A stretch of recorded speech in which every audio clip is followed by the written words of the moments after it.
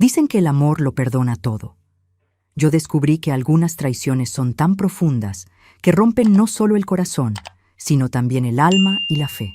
Si les cuento esta historia, quizá algunos de ustedes nunca más me vean de la misma forma, ni a mí ni a la vida que llevé.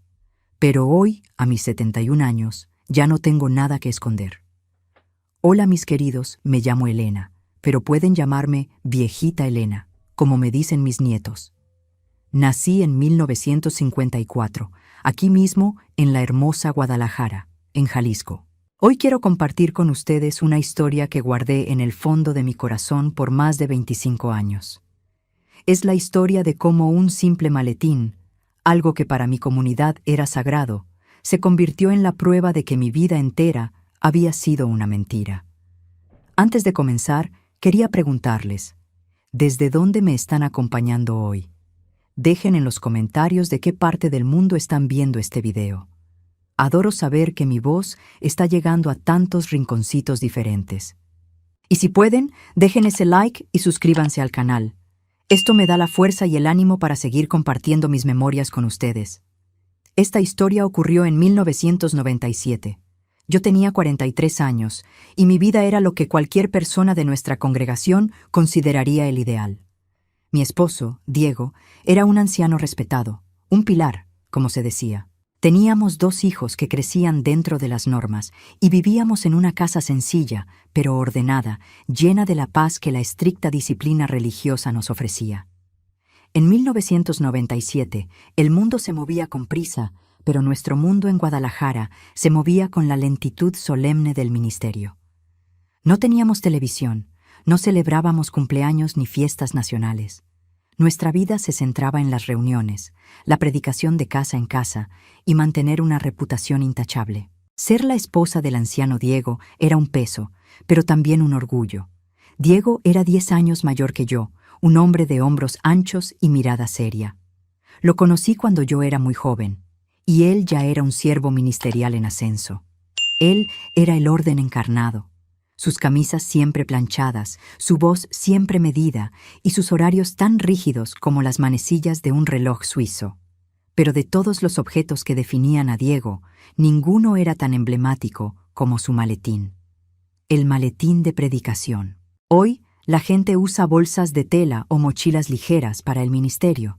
Pero en aquella época, en los 90, el maletín de cuero era un símbolo de autoridad.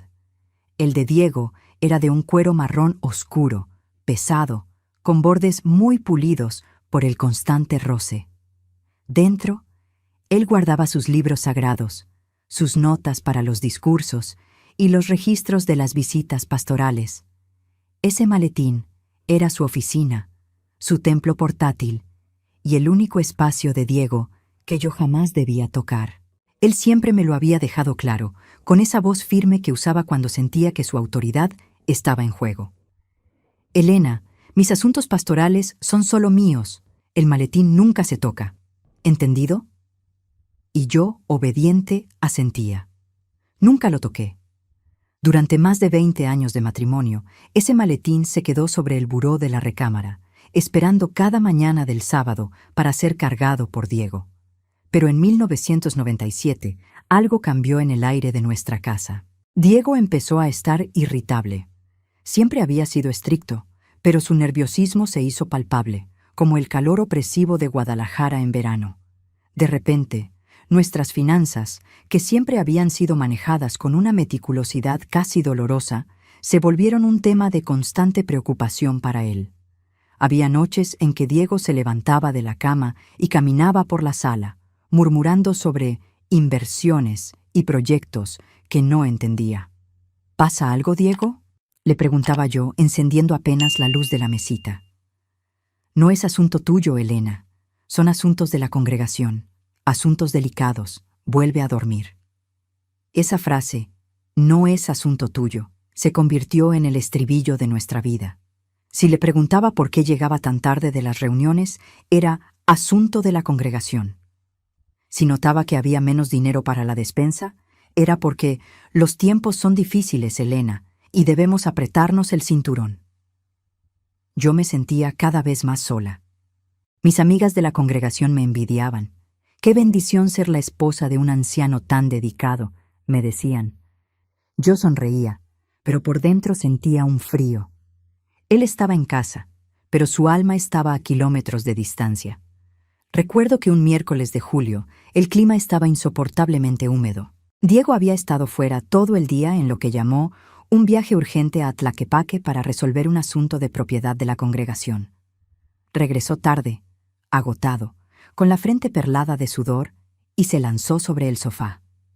«Necesito que me ayudes con algo, Elena», dijo él, sin mirarme, desabrochándose el cinturón.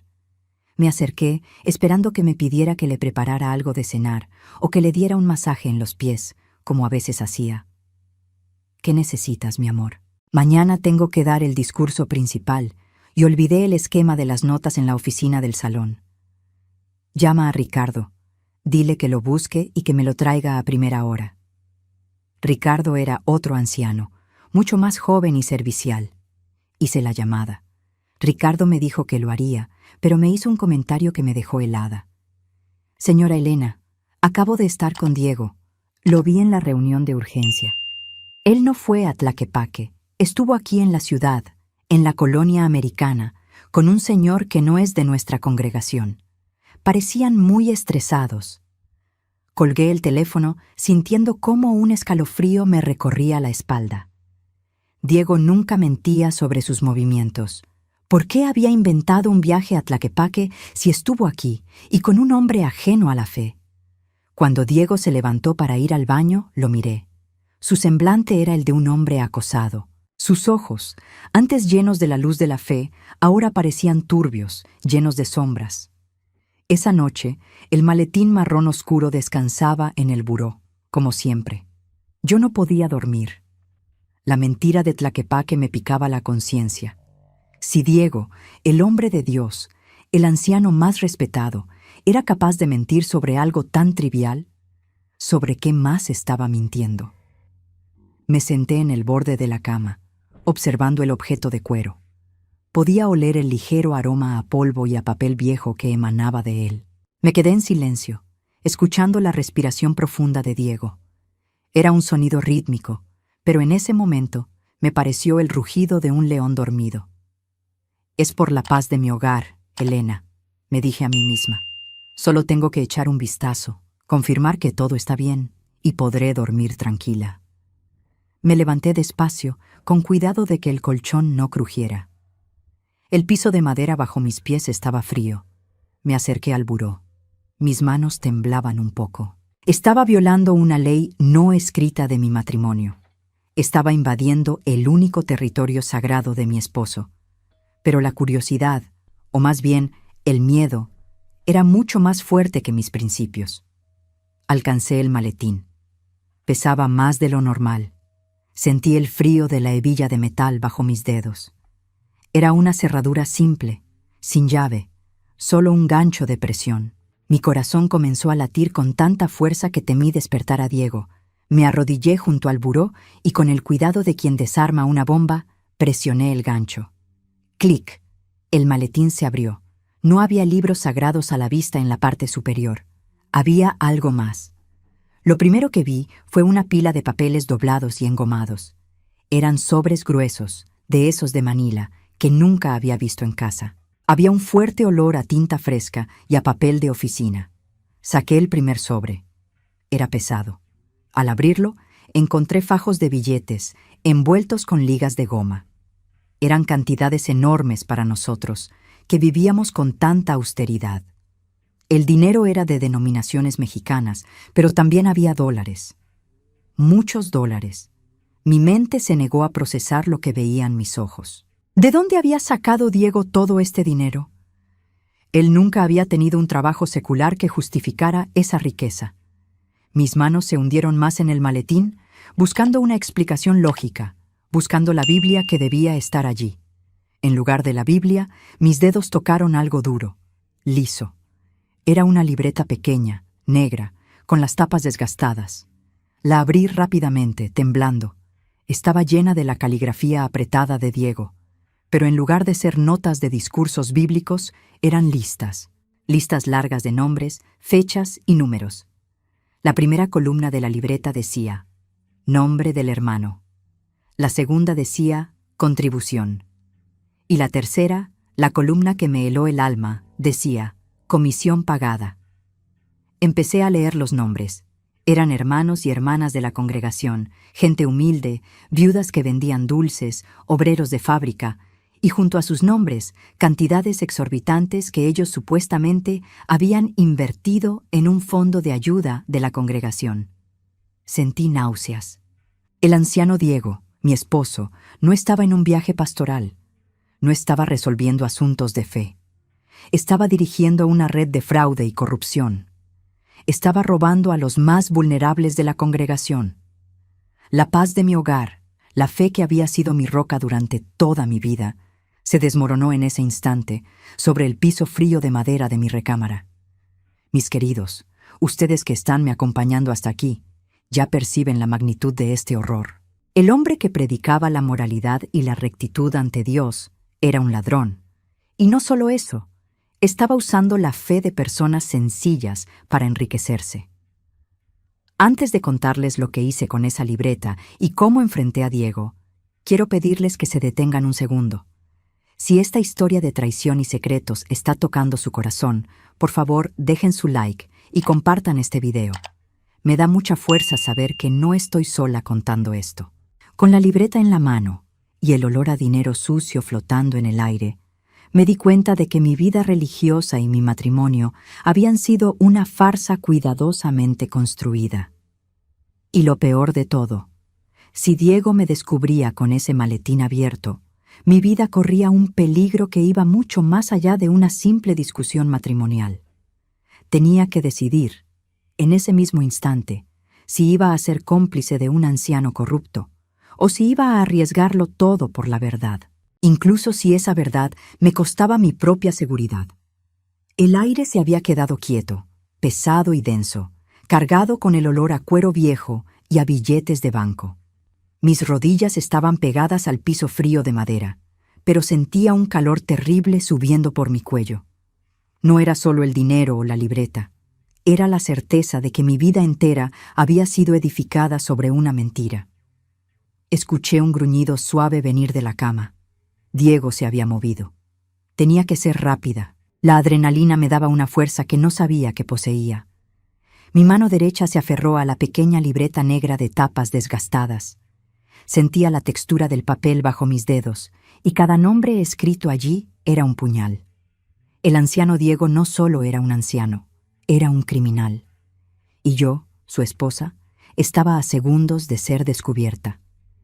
Metí la libreta dentro del bolsillo de mi bata, asegurándome de que no sobresaliera. Luego, con el pánico golpeándome las sienes, reacomodé los sobres manila y los fajos de dólares dentro del maletín.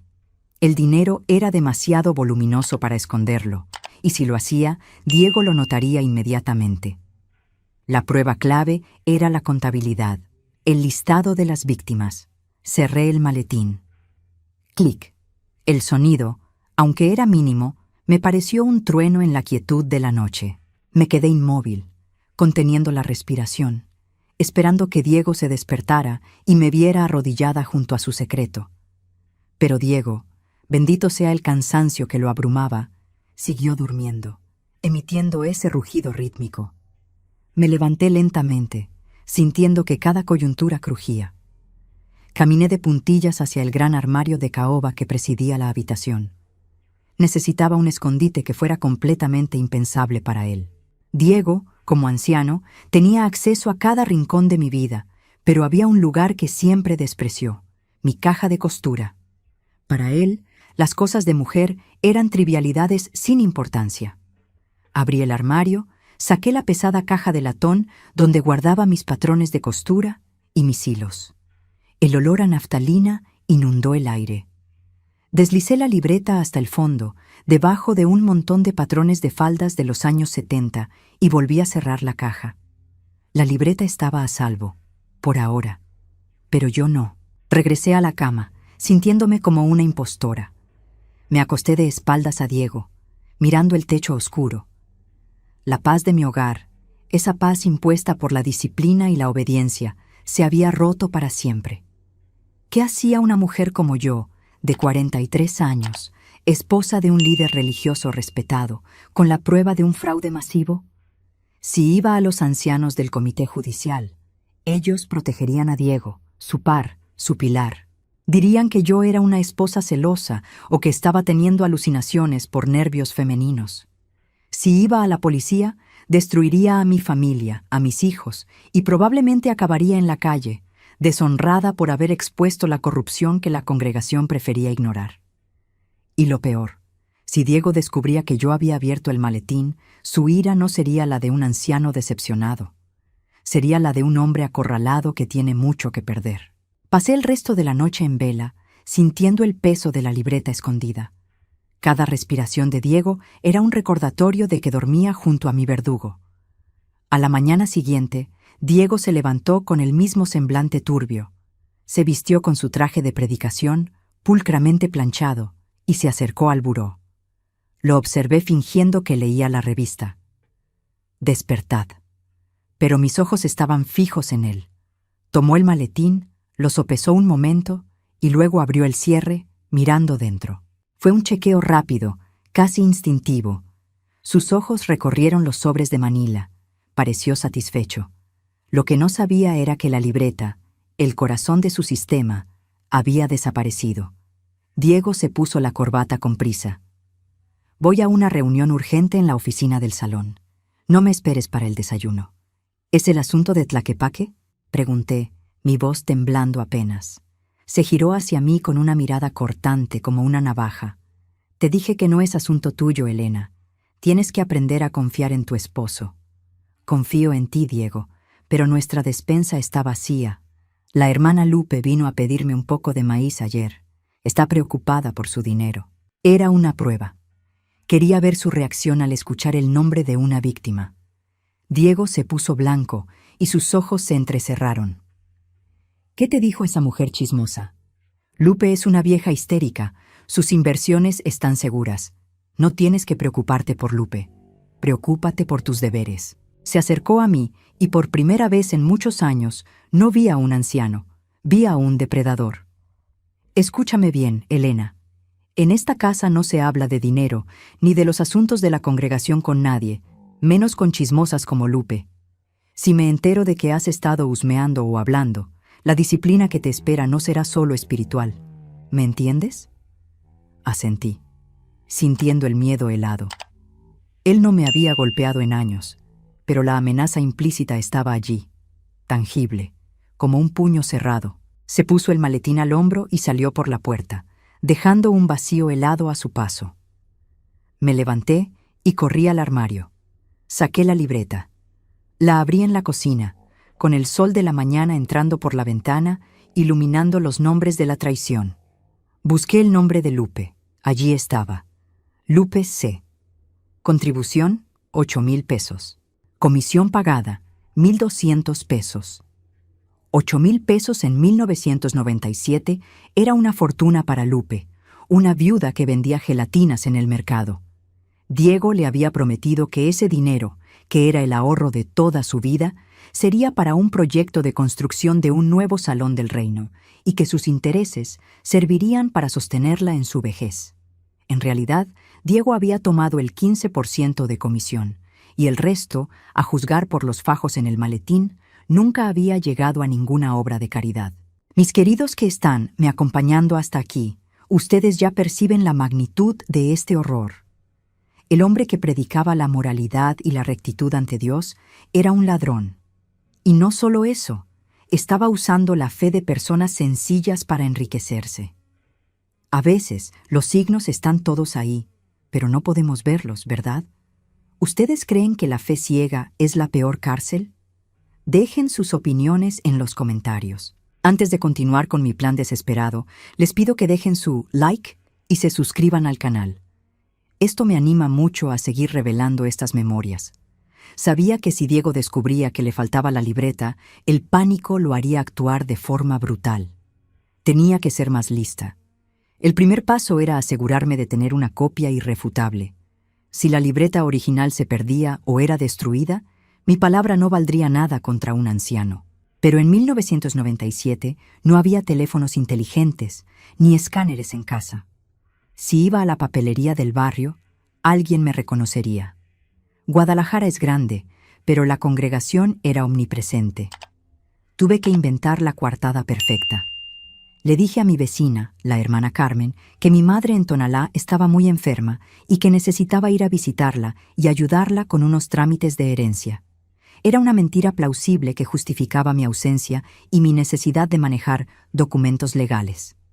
Me puse mi vestido más modesto, tomé el autobús y viajé casi 2 horas hasta una colonia que no conocía, lejos de cualquier salón del reino que me fuera familiar. Entré en una pequeña oficina de servicios de impresión y fotocopiado. Mis manos temblaban mientras ponía la libreta de Diego sobre el cristal de la fotocopiadora. El dueño, un joven con gafas que escuchaba música a todo volumen, ni siquiera me miró. Le pedí 10 copias. Mientras la máquina zumbaba, duplicando cada página de la contabilidad de la traición, sentía que estaba firmando mi propia sentencia. Esos papeles no eran tinta, eran dinamita. Cuando tuve las copias en un sobre grande, me sentí extrañamente fuerte. Había pasado de ser una esposa obediente a una espía y archivista de pruebas criminales. Regresé a casa y escondí las 10 copias en 10 lugares diferentes. Una bajo las baldosas sueltas de la lavandería, otra dentro de un viejo atlas que Diego nunca miraba, y una más en el forro de mi maleta de viaje de emergencia. Ahora tenía las pruebas. El problema era, ¿a quién entregárselas? No podía confiar en la congregación. La estructura estaba diseñada para proteger a sus líderes, no a sus víctimas. Si yo exponía a Diego, la mancha caería sobre la congregación entera, y me culparían a mí por el escándalo. Tenía que encontrar a alguien fuera, alguien que no le tuviera miedo a la autoridad de un anciano. Empecé a releer la lista de nombres. La mayoría eran personas sencillas, pero había un nombre que me llamó la atención. Uno que Diego había marcado con un círculo rojo y una nota al lado. AM, inversión grande, problemas. AM Armando Mendoza, un hombre que no era de nuestra fe. Un secular que Diego había conocido a través de un negocio de bienes raíces. Recordé el comentario del anciano Ricardo. Estuvo aquí en la colonia americana, con un señor que no es de nuestra congregación. Este Armando Mendoza no era una víctima humilde, parecía ser el socio de Diego. Y si Diego estaba teniendo problemas con él, significaba que la red de fraude era mucho más compleja y peligrosa de lo que yo pensaba. La situación se deterioraba visiblemente. Diego, al no encontrar la libreta, se puso más paranoico. Dejó de dormir. Empezó a revisar la casa, no buscando la libreta, sino buscando cualquier señal de que yo había estado husmeando. Revisaba las facturas de teléfono y me preguntaba con quién había hablado. Una noche, mientras preparaba la cena, sentí sus ojos clavados en mi espalda. Elena, ¿por qué has estado tan silenciosa? Su voz era baja, pero cargada de amenaza. Estoy cansada, Diego. Es mucho trabajo. Te conozco, Elena. Cuando te callas es porque algo estás ocultando. ¿Y tú, Diego? ¿Qué estás ocultando tú? El silencio que siguió fue atronador. Puso las manos sobre la mesa y se inclinó hacia mí. Sus ojos eran fríos. No me provoques, eres mi esposa. Tu único deber es apoyarme y callar. ¿Apoyarte en qué, Diego? ¿En el robo a la hermana Lupe? El color se fue de su rostro. Me había arriesgado demasiado, y lo sabía. ¿De qué estás hablando? ¿Quién te ha dicho eso? Rugió. No necesito que nadie me lo diga. Lo veo en tus ojos. ¿Dónde está el dinero de los hermanos, Diego? Él me tomó violentamente del brazo, apretando con tanta fuerza que sentí el dolor hasta el codo. Si vuelves a mencionar esa estupidez, te juro que vas a desear nunca haber nacido. Este dinero es mío, y nadie tiene que saber cómo lo gano. Me soltó, empujándome contra la encimera. El golpe no fue fuerte, pero el mensaje fue claro. Yo había cruzado la línea. Estaba atrapada. Si hablaba, me destruiría. Si callaba, me convertiría en su cómplice silenciosa, muriendo un poco cada día. Mis queridos, Mi vida se había convertido en un campo de batalla. En ese momento, yo ya no estaba luchando por mi matrimonio. Estaba luchando por mi alma y por la justicia de esas almas sencillas que Diego había engañado. Antes de contarles lo que hice con esa información sobre Armando Mendoza y cómo intenté contactar a las víctimas, necesito hacer una pausa. ¿Ustedes ya han sentido ese miedo del desconocido? ¿Ese miedo de que la persona que más debía protegerte es tu peor enemigo? Dejen su corazón en los comentarios si este relato está tocando a usted. Yo sabía que la libreta original, la prueba física que aún estaba escondida en mi caja de costura, tenía que ser mi carta final. Pero la paranoia de Diego crecía. Empezó a llevarse el maletín con él a todas partes, incluso cuando iba a la tienda. La única forma de seguir investigando era a través de Armando Mendoza, el socio secular. Tenía que encontrarlo. Revisé la libreta y, en una de las últimas páginas, encontré un número de teléfono de la colonia americana, la misma que Ricardo había mencionado. Esperé hasta el día de la predicación de casa en casa. Diego salió con el maletín y yo me puse mis zapatos más cómodos. Le dije a la hermana Carmen que iría al centro de Guadalajara a comprar medicinas. Tomé el autobús. Sentía el corazón latiéndome en la garganta. Estaba a punto de contactar a un criminal. Pero si Armando Mendoza era el socio de Diego, quizá él también era una víctima, o al menos un camino hacia la verdad. Llegué a una cabina telefónica pública, de esas que estaban en las esquinas, y marqué el número. Me contestó una voz gruesa, agitada. ¿Sí? ¿Quién habla? Busco al señor Armando Mendoza. Soy Elena, la esposa de Diego. Hubo un silencio largo, cargado de incredulidad. ¿La esposa de Diego? ¿Por qué me llama usted? Porque sé lo que está pasando, señor Mendoza, y tengo la contabilidad. La voz de Armando Mendoza se endureció. Ya no era solo agitación, era terror. Mire, señora, no sé de qué me habla y le aconsejo que se mantenga fuera de esto. Diego es un hombre peligroso, y si usted tiene lo que creo que tiene, usted también está en peligro. Colgó el teléfono. Me quedé allí, con la bocina en la mano. Diego es un hombre peligroso. La confirmación que necesitaba, pero también la advertencia que me heló la sangre.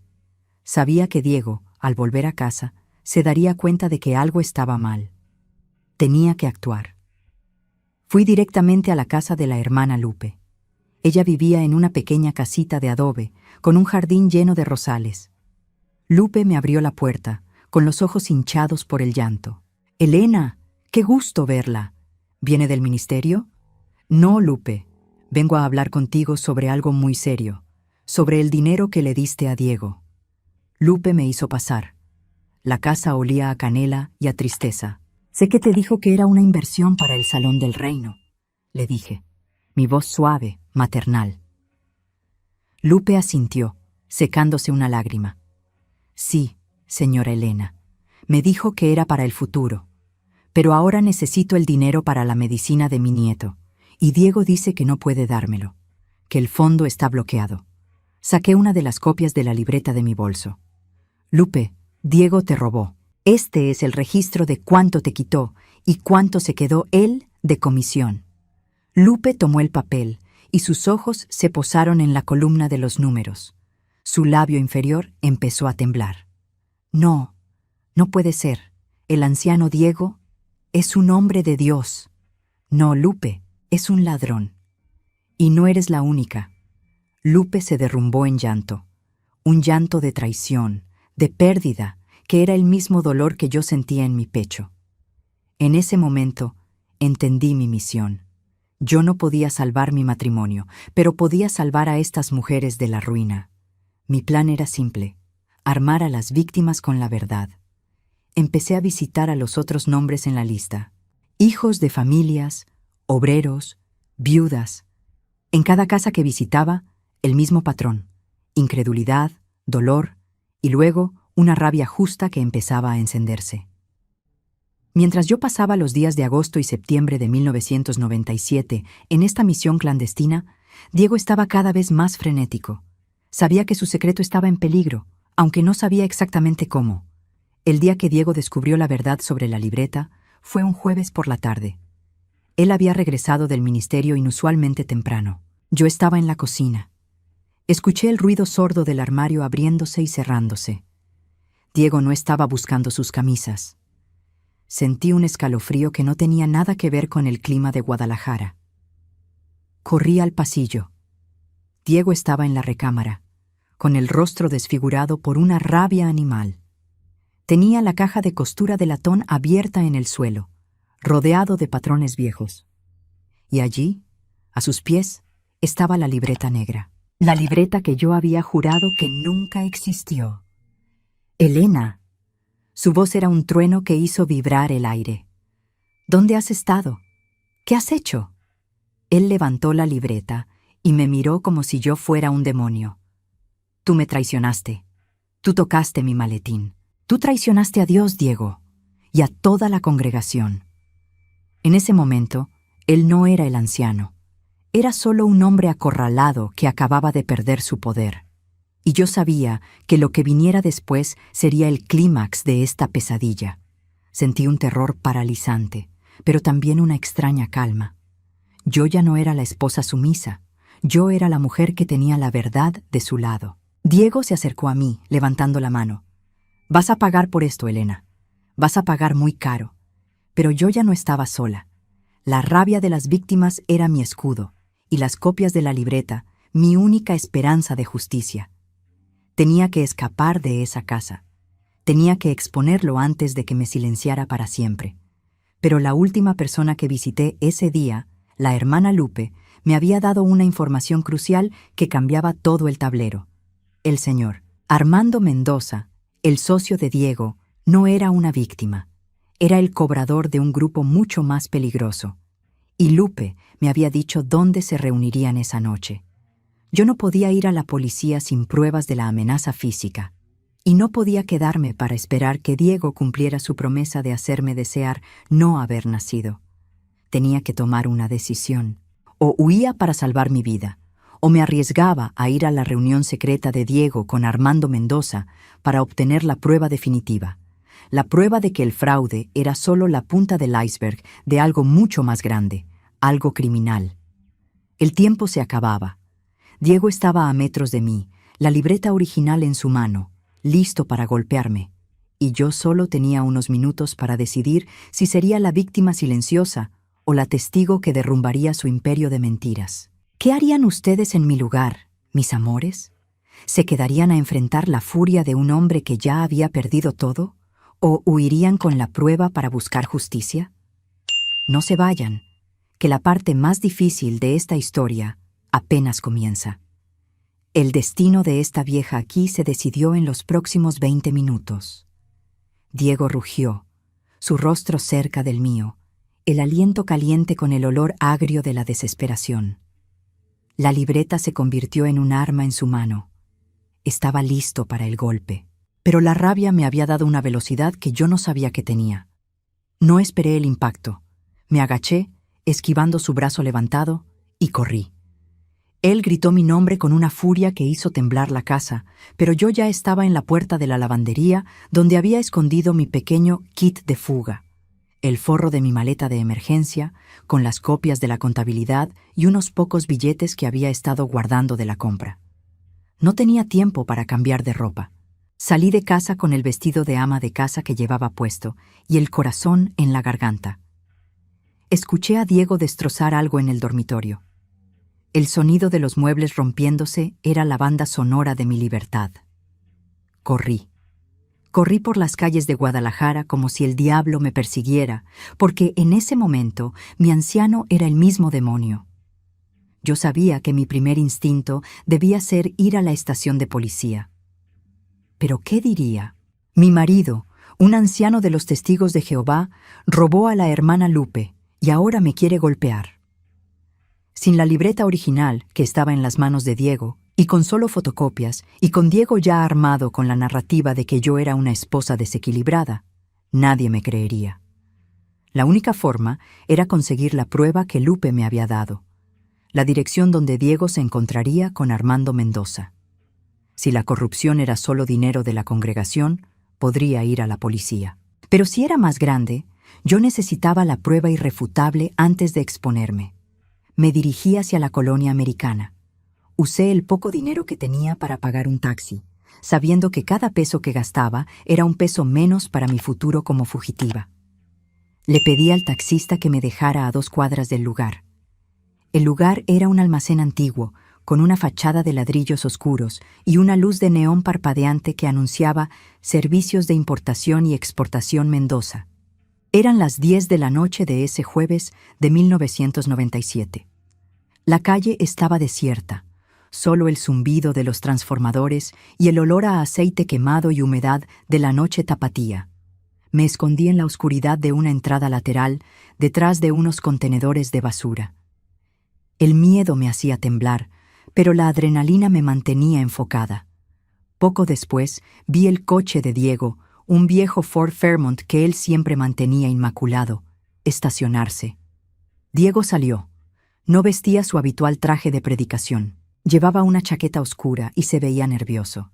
Armando Mendoza lo esperaba en la puerta.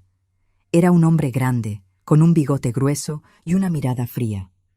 No me parecía una víctima, me parecía un depredador. Oí fragmentos de su conversación mientras entraban. ¿Dónde está el dinero, Diego?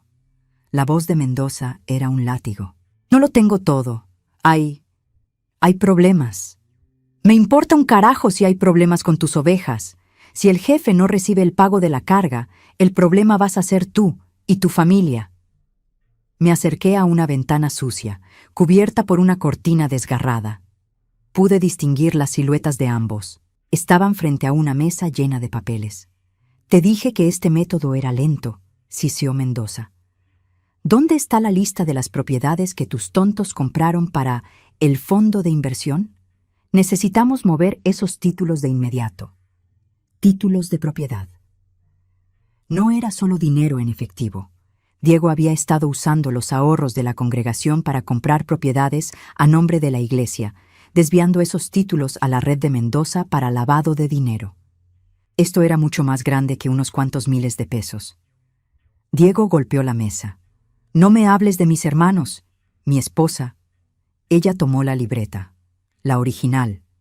¿Tu esposa? ¿Y le permitiste que lo hiciera? ¡Eres un inútil! Si esa libreta cae en manos de la policía, no solo se cae tu iglesia de fantasía, caemos todos. Mendoza sacó algo de su bolsillo y lo puso sobre la mesa. Era una llave. Toma esto. Es la caja de seguridad en el banco. Necesito que retires los documentos del lote de Lomas Altas antes del amanecer. Y si tu esposa aparece, tú te encargas de ella. ¿Entiendes, verdad? Vi el brillo metálico de algo más que Mendoza puso sobre la mesa, justo al lado de la llave. No era una Biblia. Era un arma corta. Diego la miró, luego miró a Mendoza y asintió lentamente. En ese momento, mis queridos, mi alma se heló por completo.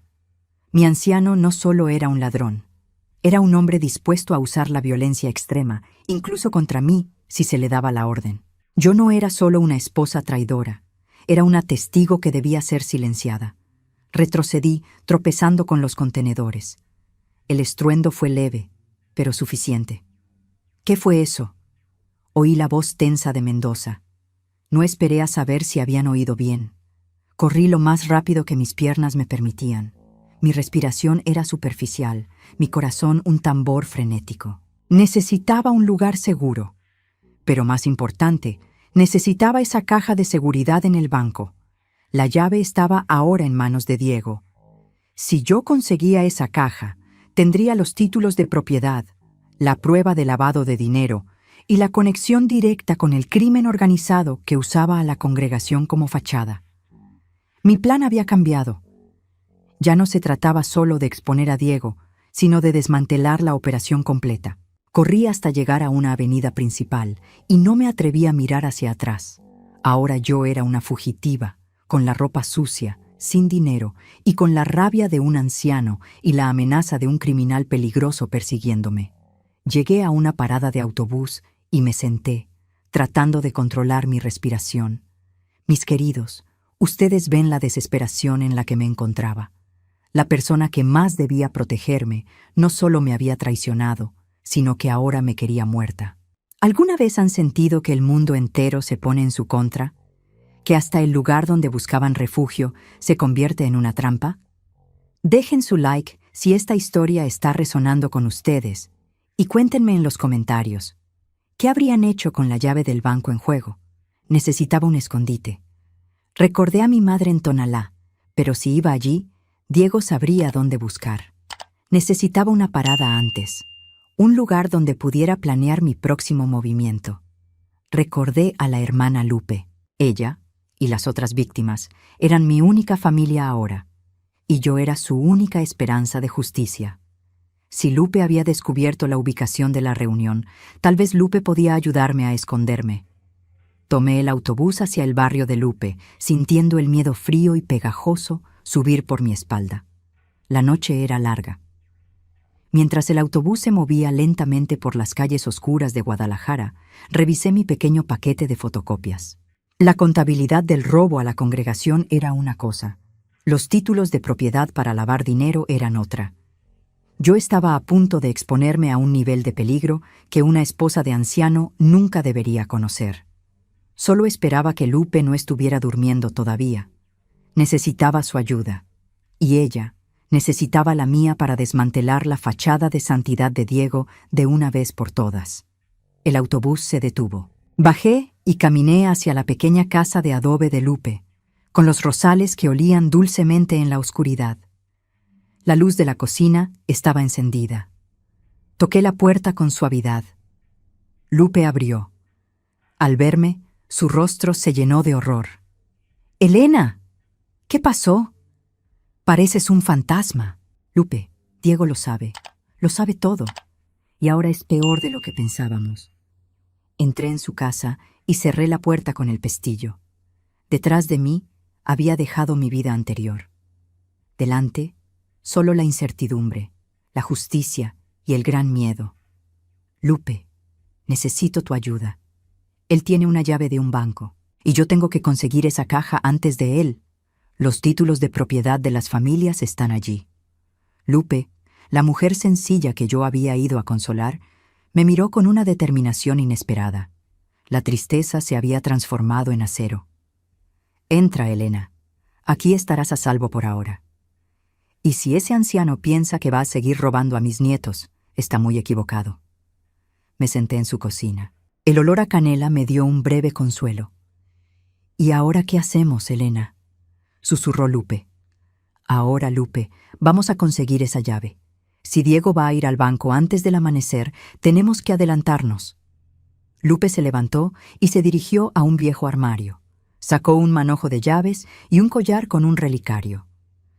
Tengo un primo que trabaja de guardia de seguridad nocturno en una sucursal del Banco de Jalisco, cerca del centro. Tal vez él pueda ayudar. Pero no puedo ir yo. Diego me conoce. Yo tengo que ir. No, Elena, eres la esposa del anciano, eres demasiado conocida. Pero tengo una idea. Mi prima, Margarita. Ella es muy parecida a mí, pero vive en la colonia obrera. Nadie en la congregación la conoce. Ella puede ayudarte a conseguir la llave de la recámara de Diego. ¿Conseguir la llave? Sí. Diego no va a ir al banco sin esa llave. Y no la va a dejar en su maletín. Estará escondida en algún lugar de la casa. Si Margarita puede distraerlo por unos minutos. La idea era descabellada, peligrosa, una locura, pero la urgencia era real. Si Diego llegaba a esa caja primero, todo se perdería. Lupe, si hacemos esto, nos ponemos en peligro, a ti y a tu prima. Lupe me miró con una calma que me hizo avergonzar de mi propio miedo. Elena, ya estamos en peligro. Ya perdimos todo. Pero si recuperamos esos títulos, podemos exponerlo de una forma que ni la congregación ni el señor Mendoza podrán tapar. Así, en la humilde cocina de una víctima, con el olor a canela y a la traición fresca, nació un plan desesperado. Yo me quedaría escondida, y Lupe se arriesgaría a contactar a su prima. Tenía que recuperar esa llave. El sol saldría en unas pocas horas, y con él, el destino de mi antigua vida. Lupe me dio una manta y me sentó en un rincón oscuro de su sala. Descansa un poco, Elena. Yo voy a llamar a Margarita. Mientras Lupe salía para ir a la cabina telefónica más cercana, me recosté, sintiendo el cansancio físico y mental. Estaba exhausta, pero no podía dormir. Cada sombra, cada ruido, me recordaba que mi anciano me estaba buscando, y que ahora el juego era mucho más grande y letal. Yo no sabía si Margarita aceptaría, y si aceptaba, si tendríamos éxito. Pero por primera vez en años yo no estaba orando por la paz.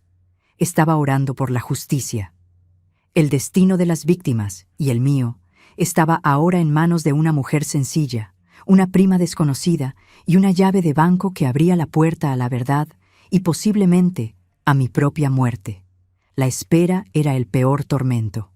La noche de 1997 se sentía eterna. La noche de 1997 se sentía eterna. Sentada en el rincón oscuro de la sala de Lupe, envuelta en una manta de lana áspera que olía a naftalina y esperanza, el tiempo se había disuelto en un tormento líquido. Yo intentaba respirar al ritmo del reloj de péndulo que marcaba los segundos en la cocina, pero mi corazón iba a una velocidad propia, impulsado por el miedo. Mis queridos, ¿conocen esa sensación de que el peligro está tan cerca que se puede saborear? Sentía el aliento de Diego en mi nuca, la imagen del arma de Mendoza brillando en mi mente. La casa de Lupe era un refugio, sí, pero sabía que ese refugio era temporal. Si Diego se daba cuenta de que Lupe me estaba ayudando, ella y su prima Margarita entrarían en la mira del señor Mendoza.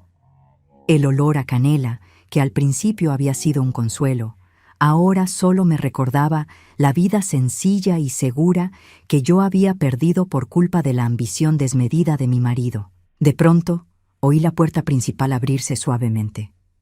Era Lupe. Su rostro estaba grave, pero había un brillo de determinación en sus ojos. «Ya hablé con Margarita», susurró, asegurándose de que el pestillo estuviera bien echado. «Está en camino». ¿Ella aceptó? «Lupe, ¿le dijiste lo peligroso que es?» Lupe se sentó a mi lado, sus manos callosas tomando las mías. Le dije que Diego nos había robado, a mí y a otras hermanas. Le dije que si no recuperábamos esos papeles, las propiedades que compramos con nuestros ahorros se perderían para siempre. Margarita es de las nuestras, Elena. Sabe lo que es luchar para mantener a su familia. Ella dijo que si hay una forma de hacer que ese anciano pague por sus pecados, ella está dentro. Lupe me explicó el plan. Margarita, que se parecía mucho a ella pero vivía lejos y no era conocida en nuestra congregación, llegaría a nuestra casa fingiendo una emergencia.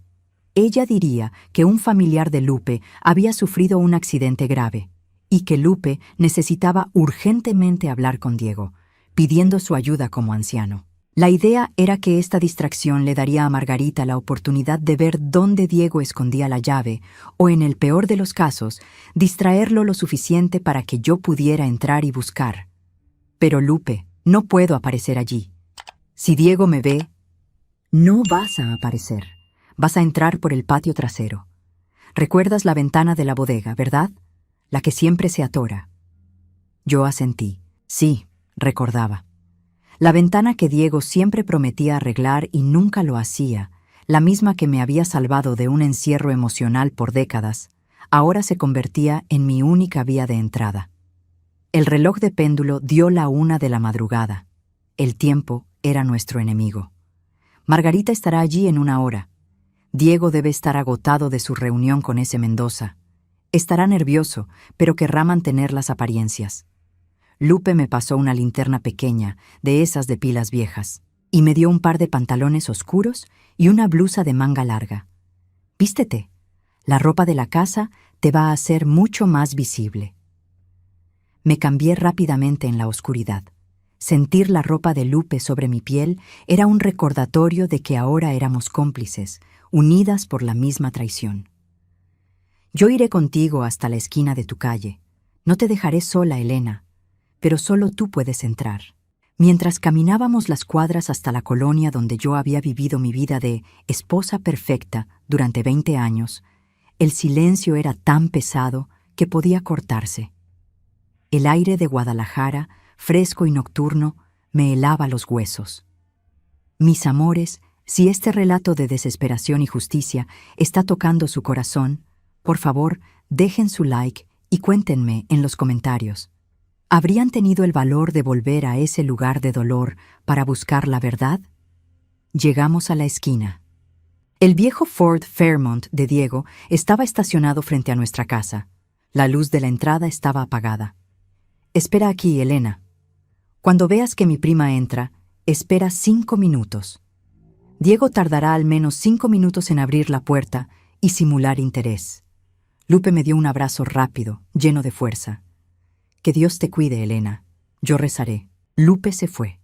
Me quedé sola, escondida detrás de un frondoso árbol de jacarandá, con el corazón latiendo tan fuerte que temí que Diego lo oyera desde adentro. Vi a Margarita llegar. Era una mujer robusta, con el mismo tipo de vestido sencillo que Lupe usaba. Se acercó a la puerta principal y golpeó fuerte, con urgencia, como si realmente trajera una mala noticia. Vi una luz encenderse dentro de la casa. Luego, la puerta se abrió. Incluso a la distancia, pude ver la irritación en el rostro de Diego. Él llevaba un pijama de seda que yo le había regalado hacía años. El anciano, el ladrón, el futuro asesino, parecía patético en su ropa de dormir. Margarita comenzó a hablar. Vi sus manos gesticular, su voz baja y rápida. Diego, con su instinto de anciano, se enderezó, tratando de proyectar la imagen de pastor preocupado. 5 minutos, el tiempo de una eternidad. Cuando vi a Diego invitar a Margarita a pasar al vestíbulo, supe que era mi momento. Corrí silenciosamente hacia el patio trasero. El jardín, que yo había cuidado con tanto esmero, se veía lúgubre bajo la luz escasa de la luna. El olor a tierra húmeda y jazmín era el mismo, pero ahora estaba contaminado por el miedo. Llegué a la pequeña bodega. Con la linterna en la boca, tanteé la ventana. Estaba atascada, pero un buen empujón lateral, como yo sabía, la haría ceder. Hice fuerza, mis músculos tensos por la adrenalina. Crack. La ventana se deslizó. Era un sonido sordo, pero en el silencio de la madrugada pareció un tiro. Me metí rápidamente por la abertura, sintiendo el polvo y el olor a herramientas viejas. Estaba dentro de mi propia casa, actuando como una intrusa. El plan era sencillo: buscar la llave. ¿Dónde la escondería un hombre paranoico que sabía que su vida dependía de ese pequeño trozo de metal? Me arrastré por el pasillo hacia el dormitorio. Pude oír las voces amortiguadas de Diego y Margarita en la sala. Ella estaba haciendo un buen trabajo, manteniendo la conversación. Entré en el dormitorio. La escena me golpeó con la fuerza de un puñetazo. El cuarto que había sido mi refugio, mi prisión, estaba destrozado. Los cajones de la cómoda estaban volcados, las sábanas arrancadas. Diego, en su furia anterior, había buscado las copias de la contabilidad que yo había hecho. Mis ojos se movieron rápidamente por el caos. La llave. Él la había recibido de Mendoza y la había traído aquí. Tenía que estar cerca. Busqué debajo del colchón. Nada. Dentro de los zapatos de predicación. Nada. El tiempo se acababa. Mi mirada cayó sobre un objeto familiar. Justo al lado de la cama, donde Diego la dejaba todas las noches, estaba la maleta de predicación. Esa maleta de cuero negro, rígida y pulcra, que él llevaba a todas las reuniones, a todos los hogares, símbolo de su autoridad y su fe. En ese momento tuve una epifanía. Diego era un hombre de símbolos. Él creía que el lugar más seguro era aquel donde su santidad era incuestionable. Nadie, ni siquiera yo, se atrevería a revisar su maletín de anciano. Me acerqué a la maleta. Estaba cerrada con llave, pero yo conocía esa cerradura. Era la misma que la de su oficina. Yo siempre guardaba una copia de todas las llaves de la casa. Abrí mi forro de fuga, que llevaba conmigo desde la casa de Lupe. Saqué el manojo de llaves y encontré la correcta. El pequeño clic de la cerradura fue un grito de alivio en mi alma. Abrí la maleta. Adentro no había solo Biblias y folletos. Había una capa extra de terciopelo que escondía un compartimento secreto. Yo lo sabía. Lo había usado para guardar regalos para los niños. Aparté la capa de terciopelo y allí estaba. Junto a una pila de recibos de donaciones falsas y algunos cheques sin fecha, estaba la llave plateada. Era más pesada de lo que imaginé, con el grabado de un banco en el mango. La tomé. El metal estaba frío y pesado en mi mano. Era la prueba. La llave para desmantelar la red de Diego y Mendoza. Pero mientras estaba allí, con la llave en la mano, un escalofrío me recorrió. Noté que el compartimento secreto no estaba vacío. Había algo más. Junto a la llave había una pequeña libreta roja, diferente de la contabilidad que yo había copiado. Era un cuaderno simple, de espiral, con la tapa desgastada. La curiosidad, mis queridos, es a veces más fuerte que el miedo. Tomé la libreta, la abrí. No eran números, eran nombres. Nombres de ancianos de otras congregaciones. Nombres de empresarios de Guadalajara. Y al lado de cada nombre, una cifra. Cifras enormes. Y al final de la página, una frase escrita a mano por Diego. La inversión inmobiliaria de la fe. No era solo el dinero de Lupe. Esto era una red mucho más grande. Un esquema piramidal de lavado de dinero que involucraba a líderes religiosos y criminales de alto nivel en todo Jalisco. Diego no era solo un ladrón de poca monta. Era el centro de una operación de fraude masivo. Yo estaba en la boca del lobo, con la llave de la verdad en una mano y la prueba de la corrupción en la otra. De repente, la voz de Diego se elevó en la sala. «Ya basta, mujer. Dile a Lupe que no puedo hacer nada por su primo.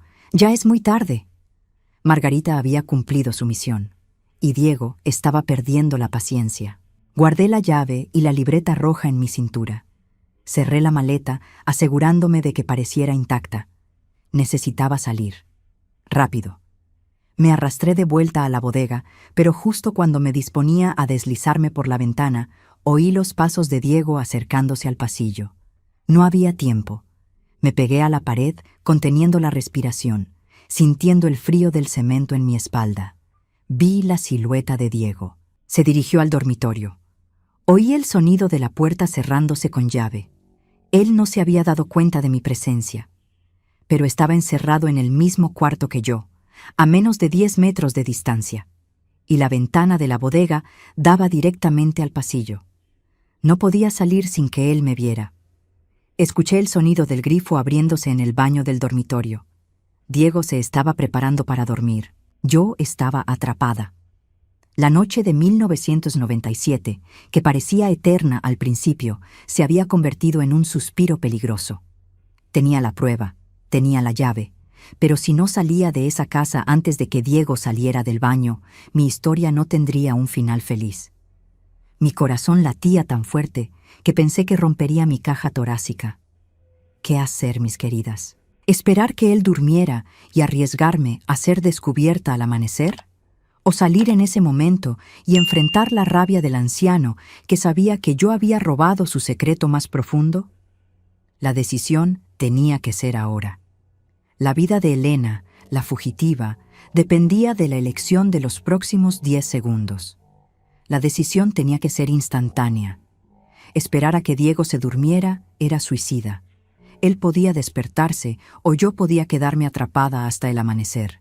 Mi única oportunidad era aprovechar el ruido del agua corriendo en el baño. Era la última cortina de sonido que me quedaba. Me deslicé fuera de la bodega.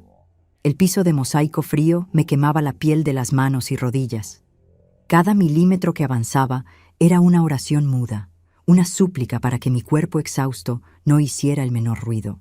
El pasillo estaba oscuro, pero la luz del baño de Diego se filtraba por debajo de la puerta del dormitorio, dibujando una línea amarilla traidora en el piso. Oí el sonido del cepillo de dientes, un raspar rítmico, seguido por el ruido de la pasta de dientes que caía en el lavabo. Tenía unos 60 segundos, tal vez menos, antes de que él saliera. Me arrastré de vuelta hacia la bodega, usando las sombras como mi manto. La llave plateada y la libreta roja estaban aseguradas en mi cintura, pesando como balas de plomo. Al llegar a la ventana, que seguía abierta, mi mano temblaba tanto que temí golpearla contra el marco. Crack. El leve crujido de la ventana, al deslizarse un poco más, mientras intentaba abrir la abertura para pasar, resonó. En el baño, el agua dejó de correr. Silencio total. Mi corazón se detuvo. Diego había parado su rutina. ¿Me había oído? Me quedé inmóvil, pegada a la pared de la bodega, sintiendo el frío del cemento en mi espalda.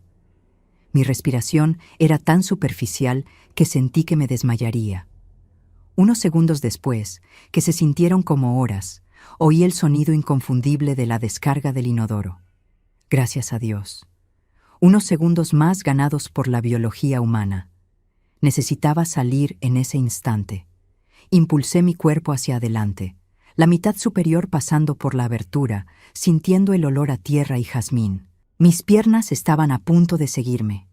Pero justo en ese momento, la puerta del dormitorio se abrió con un estruendo. Diego estaba allí, parado en el umbral. Su pijama de seda, que yo le había regalado hacía años, ahora parecía el uniforme de un depredador. Él no me vio de inmediato. Estaba mirando el pasillo, percibiendo que algo andaba mal, pero no sabía qué. Sus ojos se movieron, lentos, escaneando el caos del dormitorio que él mismo había provocado en su rabia inicial.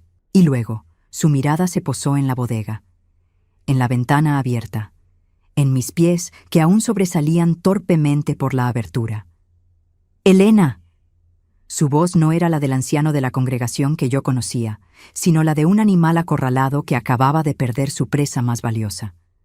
Me precipité hacia afuera, sin preocuparme por la caída. Caí en el jardín, el impacto quitándome el aire. Sentí el dolor agudo en mi tobillo, pero la adrenalina me impedía gritar. Oí el sonido de sus pies descalzos corriendo en el mosaico de la bodega. «¡Vuelve aquí, maldita perra! ¡Devuélveme eso!». Él salió por la ventana, pero su cuerpo robusto y su pijama no le permitían moverse con la agilidad que el pánico me había dado.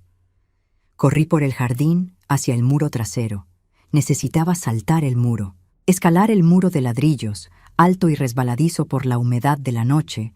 Me pareció una tarea imposible para una mujer de 43 años exhausta, pero el miedo me dio una fuerza que no sabía que poseía. Escalé, sintiendo el cemento raspando mis manos. Oí a Diego gritar, su voz estridente y aguda, resonando en la madrugada de Guadalajara. «Mendoza sabrá de esto. Estás muerta, Elena. Te encontraré». Caí del otro lado, en un callejón cubierto de basura y maleza. No me detuve a sentir el dolor de la caída. Corrí. Corrí como si mi alma dependiera de cada zancada. Llegué a la calle principal, sin aliento, buscando el rostro de Lupe. Ella estaba allí, a una cuadra de distancia, esperando ansiosamente junto a un poste de luz, su rostro iluminado por la preocupación. «Elena, ¿estás bien?». Apenas pude asentir. Mis manos sangraban. Mi cuerpo temblaba incontrolablemente. Me quité la blusa para mostrarle la llave y la libreta roja, ambas intactas y aseguradas en mi cintura. «Lo tengo, Lupe. Pero él sabe que fui yo. Él me vio. Sabe que robé algo más que la llave». Lupe me abrazó, su alivio mezclado con el pánico. «Tenemos que irnos de Guadalajara, ahora mismo». «Mis queridos, ustedes que están en casa, ¿alguna vez pensaron que escapar de un anciano de la congregación era tan peligroso como huir de un criminal de alto rango?». En ese momento, sentí que la única diferencia entre Diego y un verdadero criminal era su atuendo de predicador. Dejen su like si sienten la rabia y el miedo que me consumían. Y no se olviden de comentar de dónde me están viendo, para saber que no estoy sola recordando esta pesadilla. Lupe me llevó de vuelta a su pequeña casa. Margarita ya se había ido. En la seguridad relativa de la cocina, Lupe me limpió las heridas con agua oxigenada que me hizo morder el labio. «¿Qué es esto, Elena? ¿Qué encontraste además de la llave?». Le mostré la libreta roja. «Mira, Lupe. Nombres. Cifras enormes. Esto no es solo nuestro dinero. Esto es algo grande. Fraude, lavado de dinero, tal vez algo peor. Diego es el centro de un esquema piramidal que usa la fe como fachada para robar a cientos de personas, incluidos otros ancianos y gente influyente». Lupe palideció, sus manos temblando al tocar la tapa desgastada del cuaderno. ¿Por qué te arriesgaste a tomar esto? Porque esto es lo que prueba que Mendoza y él están conectados. Sin esto, solo somos esposas despechadas que buscan venganza. Con esto, somos testigos de un crimen federal. Tenemos la evidencia de que nuestro anciano no solo es un ladrón, sino un estafador de cuello blanco. La adrenalina se estaba agotando y el miedo se instalaba con una pesadez fría. Yo sabía que al robar esa libreta no solo había arriesgado mi vida, sino que había puesto en riesgo a Lupe y a Margarita. Diego ya no solo quería recuperar el dinero, quería eliminar a la única persona que podía exponerlo. Éramos las mujeres más buscadas de Guadalajara. Lupe me miró con una seriedad que nunca le había visto. Tenemos que ir al banco antes de que amanezca y antes de que Diego pueda reportar la llave como robada y cambiar la cerradura de la caja fuerte. Si tenemos suerte, la libreta es la prueba que necesitamos para que la policía nos escuche. El sol estaba a punto de asomar. El cielo empezaba a tomar un tono gris pálido sobre Guadalajara. La mañana de 1997 nos traería la oportunidad o la muerte. Vamos, Lupe, vamos a abrir esa caja, y que Dios nos ampare. Lupe tomó mi brazo y salimos a la calle. Caminamos rápidamente, buscando un taxi en la madrugada. Sabíamos que Diego, en su desesperación, iría directamente con Mendoza. El tiempo era nuestra única arma. Llegamos al centro de Guadalajara, donde se levantaba el majestuoso edificio del Banco Central. Esperamos a que abrieran. Mis ojos se movían constantemente, buscando el Ford Fairmont de Diego. A las 9 en punto, la pesada puerta de bronce del banco se abrió. Entramos, 2 mujeres vestidas con ropas humildes, con un secreto de millones escondido bajo la blusa. Lupe habló con el gerente. Yo me quedé en silencio, aferrada a la llave plateada. «Necesito acceder a mi caja de seguridad», dijo Lupe, con una voz sorprendentemente firme. Después de confirmar su identidad, el gerente nos guió a una habitación fría y protegida. El sonido metálico de los cerrojos y las cajas de seguridad me heló la sangre. Finalmente, el gerente insertó su llave, y yo inserté la llave plateada que había robado. El pequeño cajón de metal salió con un sonido sordo. Lupe y yo nos miramos. Este era el momento de la verdad. Abrimos la caja. Dentro no había dinero, no había joyas, solo una pila de títulos de propiedad. Lupe los revisó, sus ojos llenos de lágrimas de alivio. «Son nuestros, Elena, los títulos de las propiedades que compramos. Los ha transferido a nombre de una empresa fantasma, pero los títulos originales están aquí». Pero yo ya no buscaba solo la justicia para Lupe. Saqué la libreta roja, temblando. «Hay algo más, Lupe. Esto es lo que Diego y Mendoza realmente estaban tratando de esconder. En el fondo de la caja había un documento adicional, arrugado y manchado. Era un contrato. Un contrato de compraventa de un terreno enorme en las afueras de la ciudad, valorado en millones. Pero lo que me hizo temblar no fue el valor, fue el nombre del comprador. El comprador era una entidad religiosa. «Lupe, mira esto». Él no solo estaba robando dinero de inversionistas, estaba usando los fondos de la obra para lavar el dinero de Mendoza y comprar este terreno. De repente, la llave, la libreta y los títulos de Lupe se sintieron pequeños.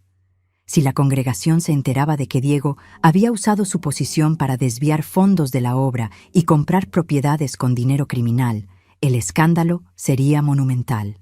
Mientras intentábamos organizar los documentos, oímos un grito ahogado en el pasillo exterior. La puerta de la bóveda se abrió de golpe. Era Diego. Estaba despeinado, con el rostro rojo de ira, y venía acompañado de un hombre de traje que yo reconocí inmediatamente. El señor Mendoza. «¡Ahí están! ¡Ladronas! ¡Llamen a la policía! Han robado documentos confidenciales». Diego había llegado, y venía preparado. Lupe se levantó, protegiendo los títulos con su cuerpo.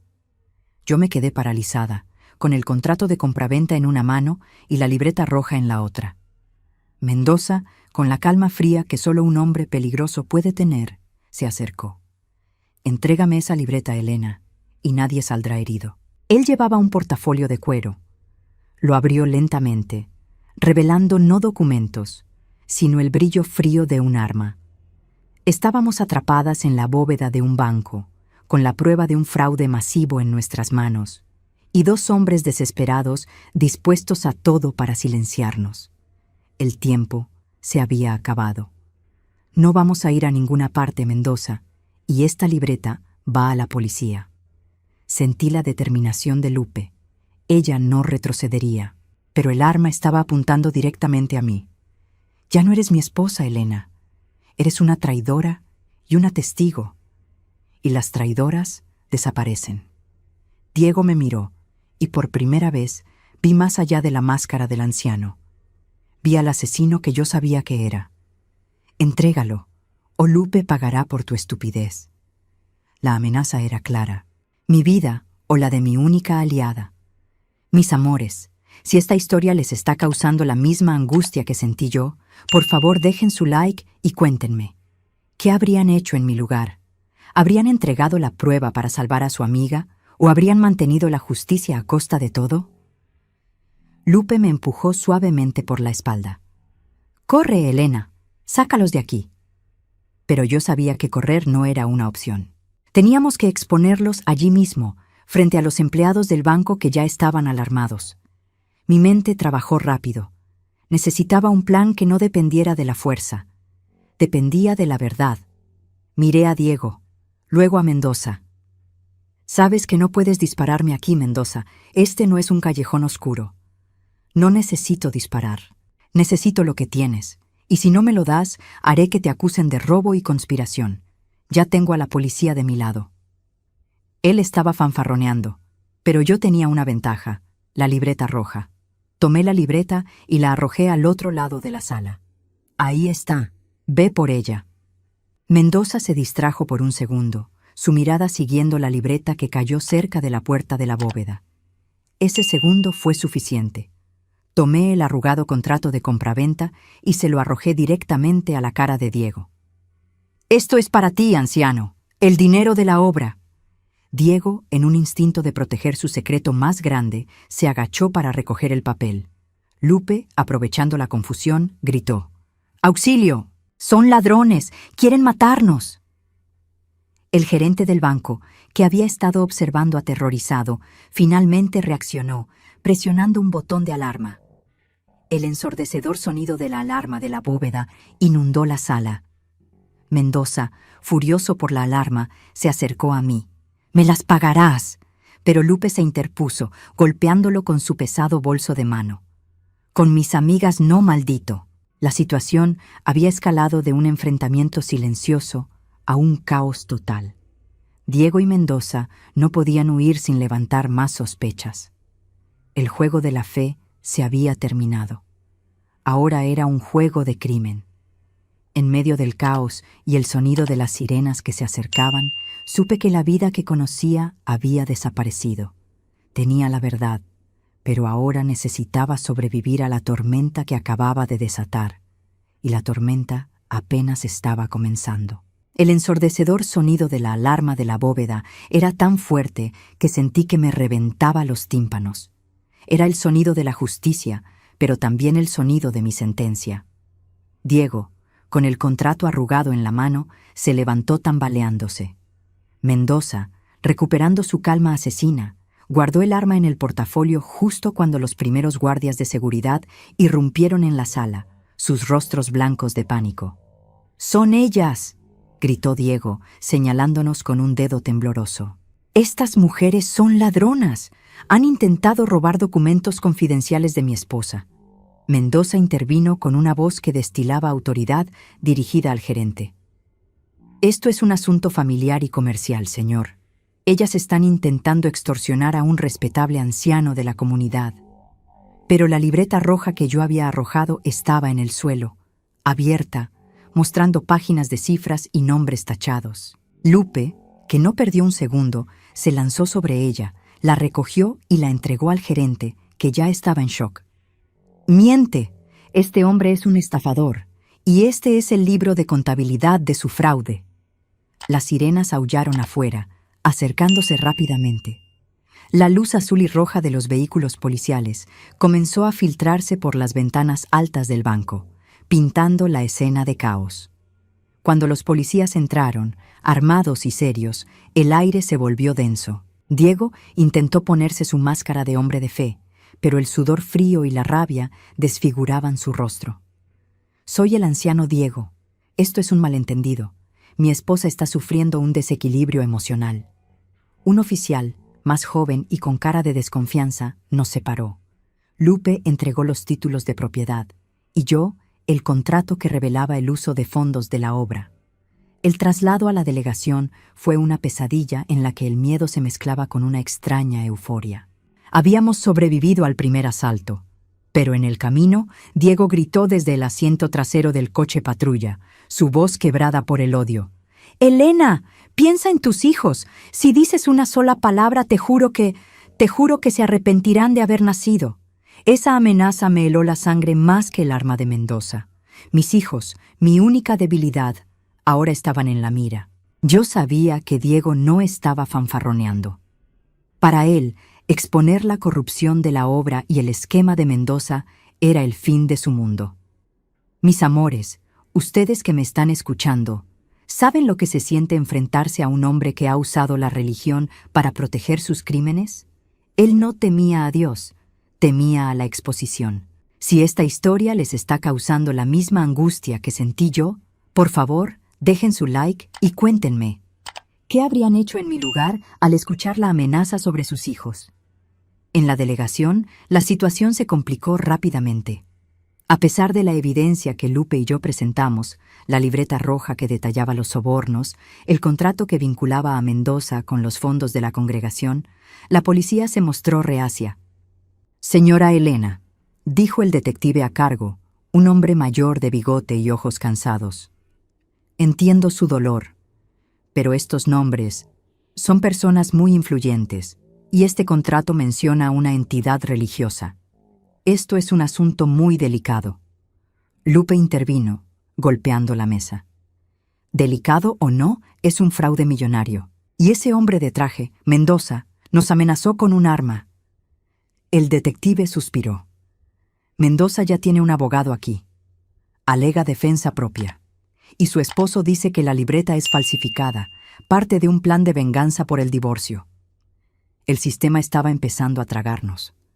Diego había sido anciano durante 20 años. Mendoza era un empresario conocido. Nosotras éramos dos mujeres, una esposa despechada y una amiga desesperada, con pruebas que desafiaban la estructura de poder de Guadalajara. Pasamos horas en la delegación, dando declaraciones detalladas. Explicamos cómo Diego había usado su posición para atraer inversionistas, muchos de ellos miembros de la congregación, y cómo Mendoza usaba esa fachada de respeto para lavar dinero de dudosa procedencia, culminando en la compra del terreno con fondos desviados de la obra. Cuando finalmente nos permitieron salir, exhaustas y todavía temblando, el sol de la tarde nos golpeó en la cara. «¿Y ellos?», preguntó Lupe al detective. El hombre nos miró con lástima. «El señor Diego y el señor Mendoza pagaron la fianza hace una hora. Cantidades astronómicas, pero están libres. Les hemos confiscado los documentos como prueba, incluyendo la libreta roja y el contrato. Estarán a salvo aquí por ahora». Mi corazón se hundió. La libreta estaba en manos de la policía, sí, pero la amenaza de muerte no había desaparecido. Se había multiplicado. Diego y Mendoza estaban en la calle, y ahora sabían que no solo los había traicionado, sino que los había expuesto a la ley.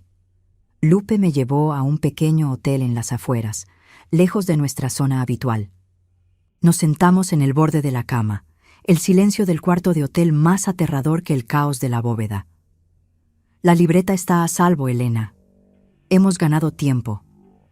Hemos ganado una guerra, Lupe, y hemos perdido la protección.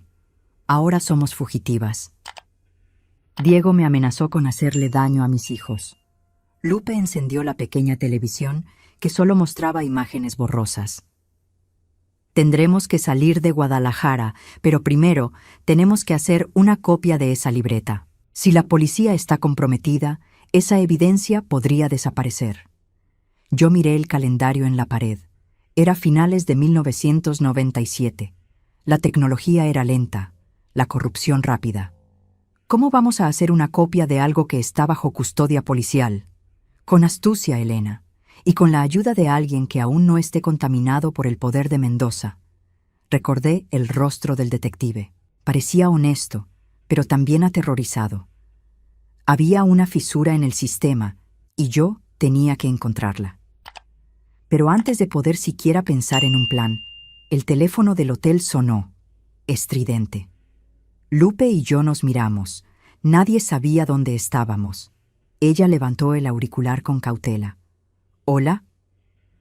Escuché un silencio pesado del otro lado de la línea, seguido por una voz que me hizo palidecer, incluso antes de que Lupe me pasara el teléfono. Te lo advertí, Elena. Dijiste la verdad. Ahora, atente a las consecuencias. Tus hijos están solos. Era Diego. Había encontrado el hotel. El miedo me invadió, un tsunami frío y real. Lupe tomó el teléfono, gritando. «No te atrevas a tocar a su familia, Diego. Tenemos copias de todo. Si algo les pasa, lo publicaremos en cada periódico de México». Ella colgó. Nos miramos, ambas sin aliento. ¿Teníamos copias? No, pero él no lo sabía.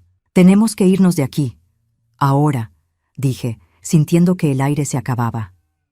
Lupe asintió, su rostro ceniciento. «Pero no podemos ir a la Ciudad de México sin los niños. Necesitamos sacarlos de su casa sin que Diego lo sepa. Él va a estar vigilando». La casa de mis hijos estaba a pocas horas de Guadalajara, en una ciudad tranquila. Diego solía visitar a los ancianos locales a menudo. Él usaría a mis hijos para atraerme de vuelta, para silenciarme. Tenía que contactarlos. ¿Pero cómo? Él estaría escuchando todas las líneas telefónicas que pudiera rastrear. «Lupe, ¿recuerdas a la señora Rodríguez? La que tiene la panadería cerca de la casa de mis hijos. Ella siempre me ha tenido cariño». «Sí, la recuerdo.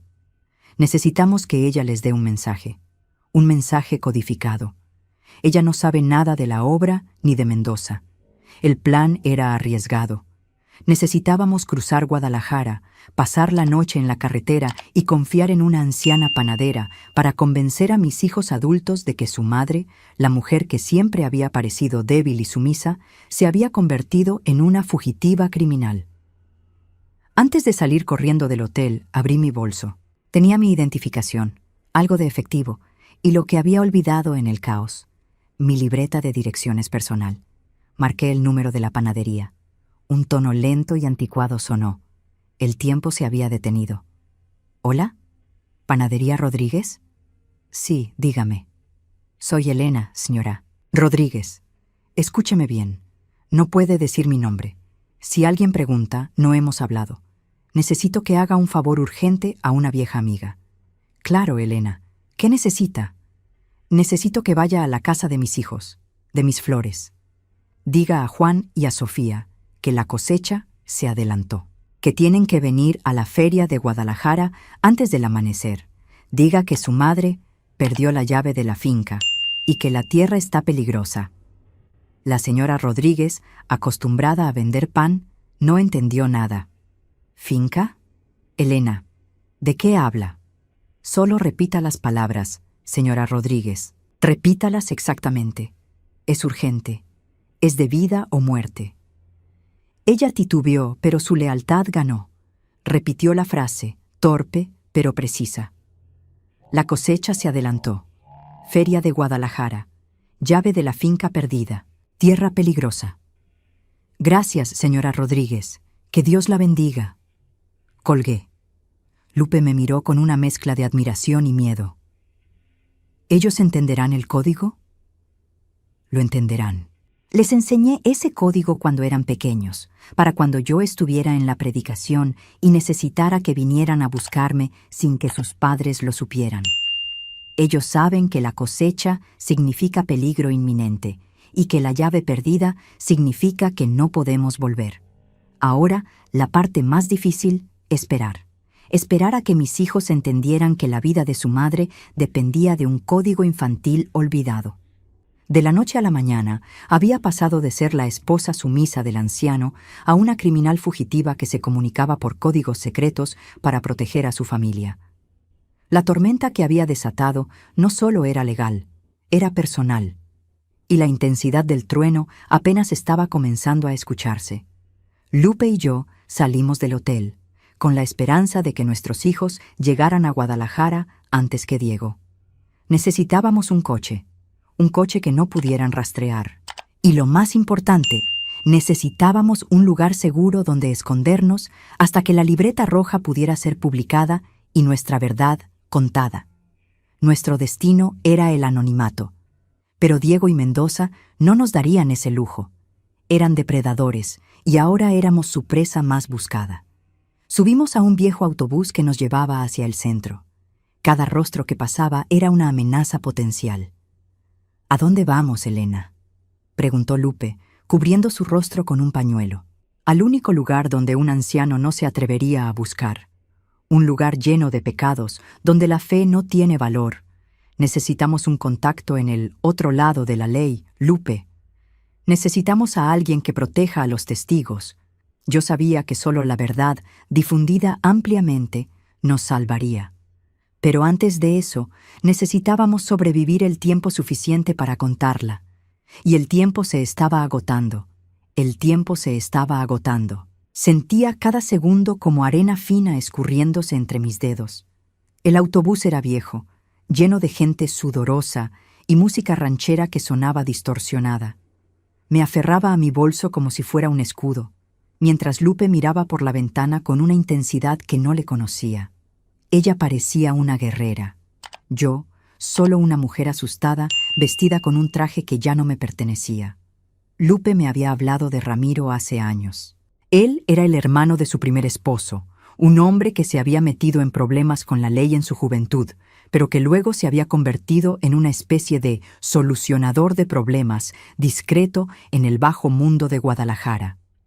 Un hombre que no preguntaba por la fe, solo por el dinero y la supervivencia. El único lugar donde un anciano no se atrevería a buscar. Un lugar lleno de pecados, donde la fe no tiene valor. Nos bajamos en un barrio que olía a fritanga, tequila barato y promesas rotas. Las luces de neón parpadeaban, anunciando bares y cantinas que abrían sus puertas a la caída de la tarde. En medio de ese caos, encontré una extraña paz. Aquí, la hipocresía de Diego no tenía poder. Entramos en un lugar llamado el Refugio del Sol. Era oscuro, lleno de humo de cigarro y el tintineo constante de vasos. Lupe localizó a Ramiro en una esquina. Era un hombre robusto, de unos 50 años, con un bigote gris bien cuidado y unos ojos que parecían haber visto demasiadas cosas. Llevaba una chaqueta de cuero gastada, a pesar del calor de la noche tapatía. «Ramiro», dijo Lupe, con la voz apenas un susurro. Él levantó la vista. Sus ojos se detuvieron en mí, la mujer que siempre había conocido como la sumisa esposa del anciano. Había sorpresa, pero no juicio, en su mirada. «Lupe, te ves en problemas. ¿Y tú, Elena, qué haces por este lado de la ciudad?» Me senté temblando, y Lupe se encargó de la narración, contándole la historia. La libreta, Mendoza, la estafa a la obra, la amenaza de muerte, la policía corrupta y el código secreto a mis hijos. Ramiro escuchó en silencio, bebiendo su cerveza lentamente. Cuando Lupe terminó, un silencio pesado se instaló, roto solo por una máquina de pinball en la esquina. Un anciano, lavando dinero con un constructor y usando fondos de la iglesia para la compra de tierras. Vaya, el diablo se viste de seda, ¿no es así? Necesitamos protección, Ramiro, intervine, sintiendo la urgencia en mi garganta. Y necesitamos una copia de esa libreta. Está en la delegación central, en el escritorio del detective. Ramiro se recostó, cruzando los brazos. Elena, escúchame bien. Estás jugando con gente muy peligrosa.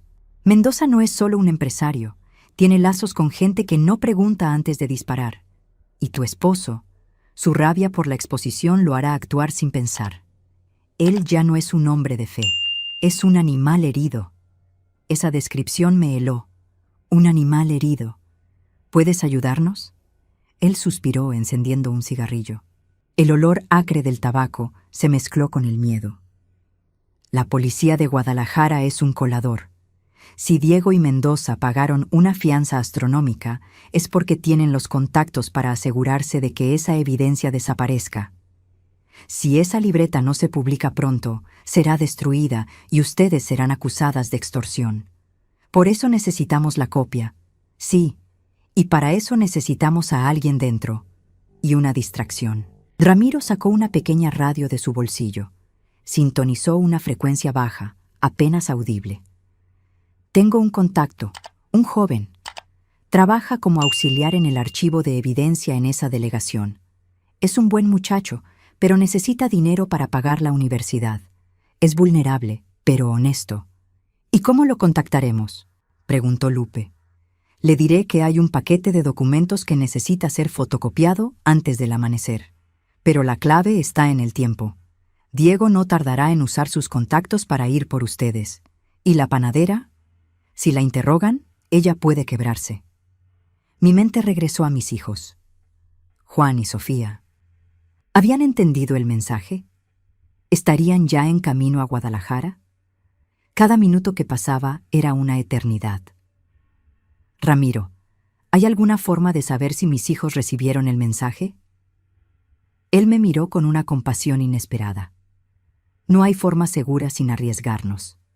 Pero si son tan inteligentes como dices, sabrán que la Feria de Guadalajara es la terminal de autobuses y que la tierra peligrosa es su casa. Mis queridos, los que me han acompañado hasta aquí, ¿ya se dan cuenta de a dónde va esta historia? A veces las señales están ahí, pero no logramos verlas, ¿verdad? Si este video les está llegando al corazón, dejen su like para animarme a seguir compartiendo estas memorias. Ramiro comenzó a trazar el plan en una servilleta de papel usando la punta de un lápiz grasoso. Escúchenme, ustedes se quedarán aquí, escondidas. Este lugar es mi base.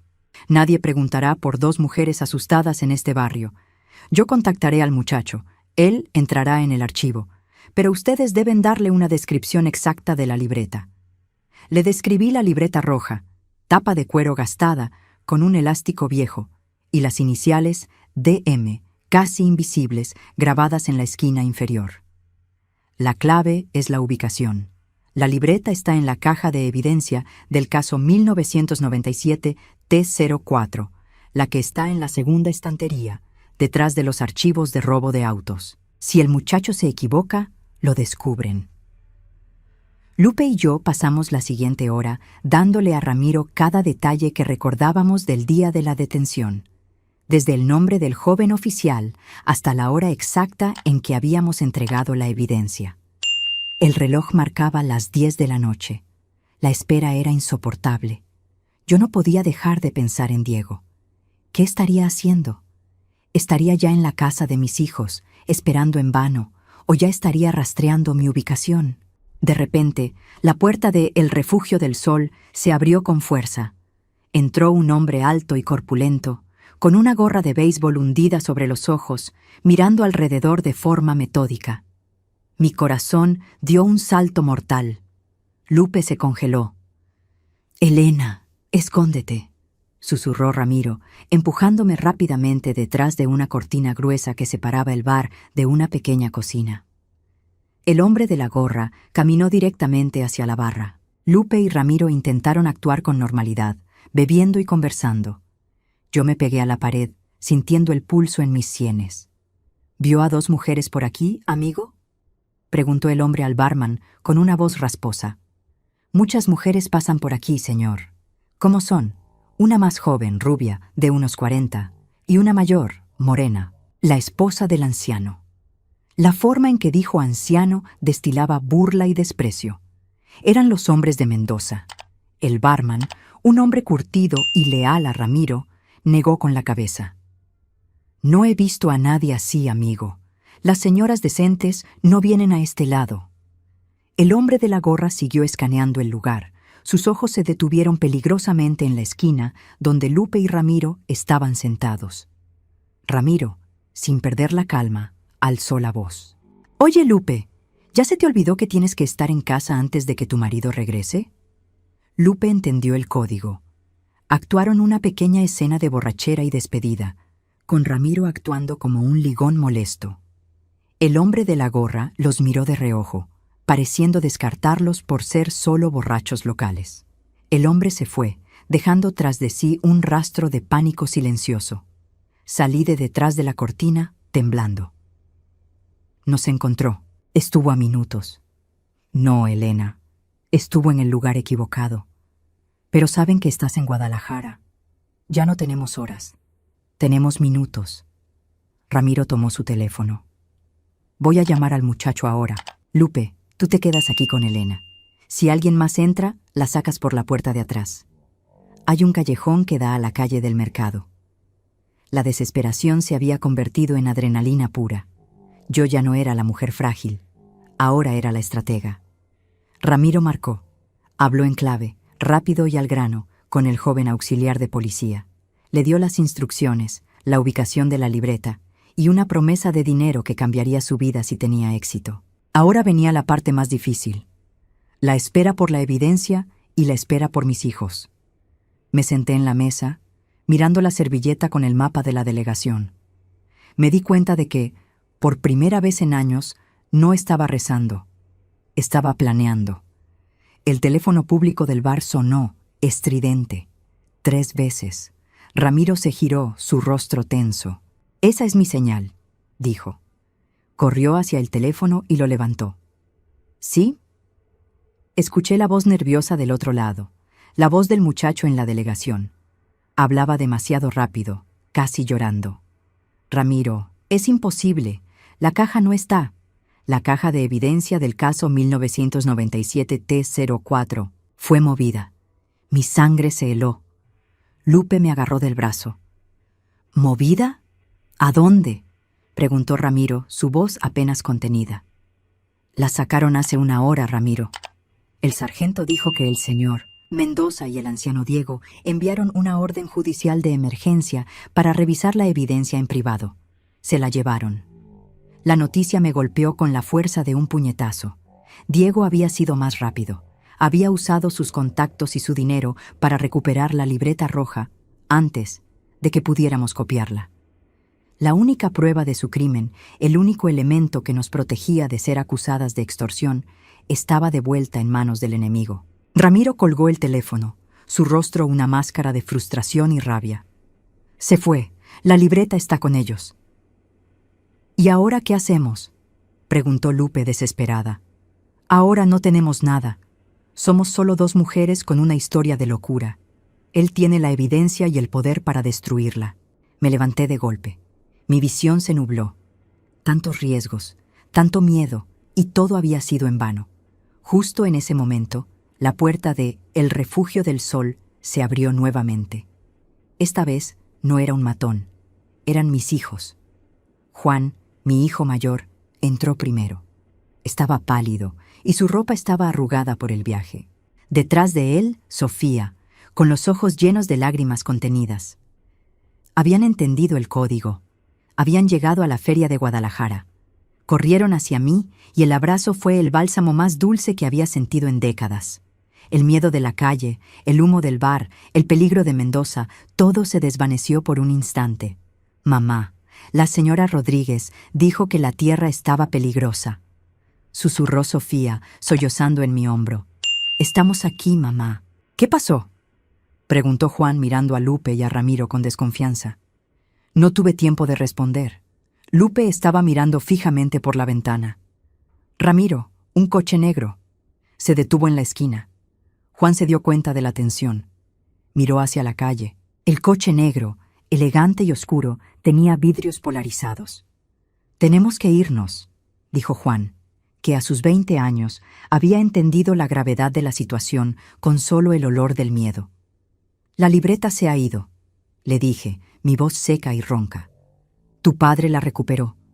Juan me miró, la incredulidad y el terror luchando en su rostro. «¿Papá? ¿Cómo pudo?», No hay tiempo, Juan. Tenemos que desaparecer. Ramiro tomó las riendas. Lupe, lleva a Elena y a los chicos por el callejón. Vayan a la calle del mercado. Tomen el primer taxi que puedan y vayan a la central de autobuses. Pero no tomen un autobús. Hay un contacto mío allí. Él los llevará a un lugar seguro. ¿Y tú? Pregunté. Yo me encargo del coche negro. Mientras Lupe empujaba a mis hijos por la puerta trasera, Juan se detuvo y me miró a los ojos. Había dolor, pero también una nueva comprensión. Había dejado de ver a su madre como la esposa débil y empezado a ver a la mujer que luchaba por su vida. «Mamá, ¿qué vamos a hacer sin la evidencia?», le di un beso rápido en la frente. «Vamos a sobrevivir, mi amor. Tu padre no solo se llevó la libreta roja, se llevó el único elemento que nos protegía. Ahora él piensa que ha ganado». ¿Y no ha ganado? No, porque hay algo que tu padre no puede destruir, Juan. Hay algo que no puede borrar de mi memoria. Salimos al callejón. El hedor a basura y humedad era sofocante. Escuchamos el motor del coche negro acelerar en la calle principal, seguido por el sonido de un fuerte choque y el grito de Ramiro. Él había cumplido su palabra. Nos había dado la distracción. Corrimos. Juan y Sofía, mis flores, me llevaban de la mano, mientras Lupe nos cubría la retaguardia. La verdad, sin la prueba física, era tan frágil como el papel. Pero yo sabía que Diego, en su rabia y soberbia, cometería un error. Él pensaba que solo había recuperado una libreta de contabilidad. Pero lo que había en esa libreta era una historia. Y yo era la única que conocía cada palabra. Llegamos a la terminal de autobuses, un hervidero de gente y ruido. El contacto de Ramiro, un hombre de rostro amigable llamado Ernesto, nos esperaba. «Ernesto, llévalos a la Ciudad de México», ordenó Lupe. «Tienen que desaparecer». Ernesto asintió, guiándonos a través de la multitud. «No a la Ciudad de México, Lupe», dije sintiendo una nueva determinación helada en mi voz. «Diego nos buscará allí. Sabe que tengo familia política allí». «¿Entonces a dónde?» Miré a mis hijos, sus rostros cansados pero firmes. Me di cuenta de que si íbamos a luchar contra un anciano y un empresario millonario, no podíamos escondernos en la oscuridad. Teníamos que ir a la luz. Vamos a la única ciudad donde la verdad puede ser más fuerte que el dinero. Vamos a la capital de la prensa y las grandes corporaciones. Pero, ¿cómo conseguiremos publicar la historia sin la libreta roja? Le sonreí a Lupe, una sonrisa fría que no me había visto dar en años. Porque Diego olvidó algo importante, el contrato de compraventa del terreno. Pero eso está con la policía, confiscado. No el original, Lupe. El original estaba arrugado en su mano, lo vimos. Pero hay otro documento que él no pensó que fuera importante. Y yo lo tengo. Abrí mi bolso, donde, bajo mi identificación, guardaba lo que había sacado del maletín de Diego el día de la revelación. El mapa del terreno, y un documento que especificaba la transferencia de todos los títulos de propiedad a nombre de Mendoza, con una pequeña cláusula escrita a mano y firmada por Diego que detallaba la distribución de las ganancias ilícitas. Era la punta del iceberg. Diego pensó que la libreta roja era el arma. Se equivocó. El arma es la traición. Y este mapa nos llevará a la persona que puede destruir a Mendoza. ¿Quién, Elena?, preguntó Sofía. El dueño original de ese terreno. Él fue estafado y despojado por Mendoza hace años. Si lo encontramos, él tendrá los documentos que Diego y Mendoza no pudieron borrar. Ernesto nos guió hacia un coche discreto. Juan se sentó en el asiento del conductor. Lupe, a mi lado, respiraba aliviada por el escape momentáneo. Guadalajara se alejaba, pintada de luces de neón y sirenas distantes. Ahora éramos una familia en fuga, sin casa, sin dinero, pero con un objetivo común. Yo sabía que, al llevarme la libreta, Diego había intentado enterrar la evidencia. Pero lo que no sabía era que, al hacerlo, había despertado al león que dormía en mí. La libreta roja estaba en manos del enemigo, sí, pero la historia, esa me pertenecía, y yo iba a contarla hasta el final. Y la única forma de sobrevivir al desastre era convertir el secreto en noticia. El problema era, ¿a quién podíamos confiarle la historia? Y lo más importante, ¿lograríamos encontrar al dueño original antes de que Diego nos encontrara a nosotras? Ahora empezaba la verdadera carrera. Ahora empezaba la verdadera carrera. El viaje fue una neblina de silencio y miedo. Juan, Sofía, Lupe y yo íbamos apretados en el coche de Ernesto, viendo cómo las luces de Guadalajara se convertían en estrellas distantes, después en oscuridad, y finalmente en la luz grisácea del amanecer. Mis hijos no dormían, me miraban, y yo veía en sus ojos no solo la confusión de la adolescencia perdida, sino el orgullo. El orgullo de ver a su madre, la mujer que siempre estuvo en la sombra de su padre, tomar las riendas de su propia salvación. «Mamá, ¿dónde está Ramiro?», preguntó Sofía, su voz pequeña. «Ramiro nos dio tiempo, mi amor. Nos dio la distracción. Él es un hombre fuerte. Sabíamos que lo que Ramiro hizo fue un sacrificio y la culpa me mordía, pero no podíamos detenernos». Llegamos a la Ciudad de México al mediodía del día siguiente. El aire era denso, pesado, lleno del rugido de millones de vidas. Era exactamente el lugar donde Diego nos buscaría primero, pero también era el único lugar donde podríamos mover montañas. «Tenemos que encontrar al dueño original, Elena», dijo Lupe, mientras nos instalábamos en una pensión modesta, lejos de las zonas céntricas. El mapa que saqué del maletín de Diego era nuestro único mapa del tesoro. Era un plano detallado de la propiedad de la que Mendoza se había apoderado, y la pequeña cláusula firmada por Diego, escrita a mano, mostraba el porcentaje de la ganancia ilícita que él recibiría. El nombre del dueño, según la firma en el plano de venta, es Ricardo Fuentes, dije, repasando el papel amarillento. Juan, mi hijo, demostró ser el más útil. Con sus 20 años y su familiaridad con la tecnología incipiente de 1997, pasó horas en las viejas bibliotecas y archivos públicos, buscando registros de propiedad de esa época. Descubrimos que Ricardo Fuentes había sido despojado de su tierra de manera brutal por Mendoza años atrás, bajo la falsa promesa de un desarrollo que nunca ocurrió. Fuentes, arruinado y desacreditado, había desaparecido. La búsqueda duró 3 días. 3 días que parecieron 3 años. No podíamos usar teléfonos, no podíamos salir. Lupe vigilaba la puerta mientras yo intentaba mantener la calma de mis hijos. Yo sentía el aliento de Diego en mi nuca. Sabía que él estaba furioso. Había recuperado la libreta roja, pero yo había escapado con el mapa y, peor aún para él, con la historia. Finalmente, Juan regresó a la pensión, pálido y sudoroso, con un recorte de periódico antiguo en la mano. «Mamá, encontré algo. Un obituario de hace 5 años. Ricardo Fuentes no está muerto, pero su familia sí pensó que él lo estaba.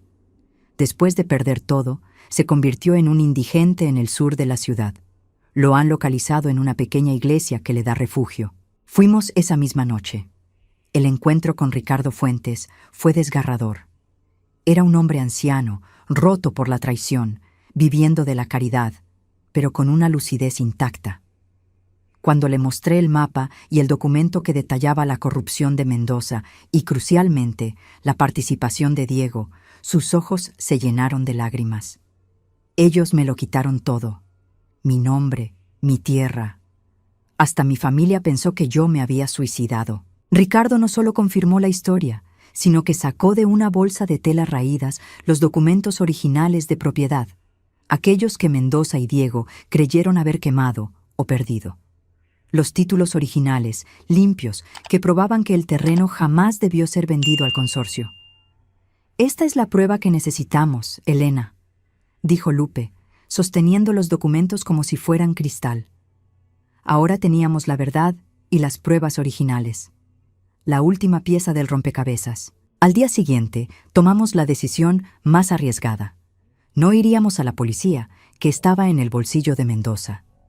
Iríamos directo a la prensa.